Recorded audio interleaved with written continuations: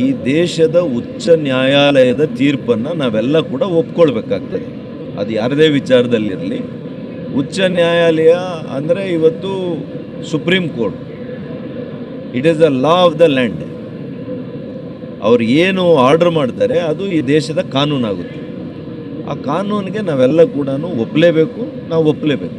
ಯಾರ ವಿರುದ್ಧ ಆದರೂ ಬರಲಿ ಅದನ್ನು ನಾವೆಲ್ಲ ಕೂಡ ತಲೆಬಾಗಿ ನಾವು ಅದನ್ನು ಒಪ್ಕೋಬೇಕಾಗ್ತದೆ.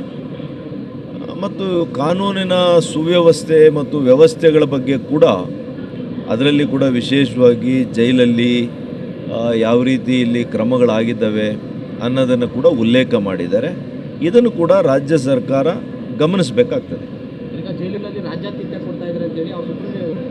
ಅದನ್ನೇ ಗೃಹ ಸಚಿವರು ಈ ರಾಜ್ಯ ಸರ್ಕಾರ ಪರಮೋಚ್ಚ ನ್ಯಾಯಾಲಯ ಏನು ಹೇಳಿದೆ ಅವರ ಆದೇಶವನ್ನಾದರೂ ನೋಡಿ ಬುದ್ಧಿ ತಗೊಳ್ಳಿ ಅಂತ ಹೇಳ್ತೇನೆ.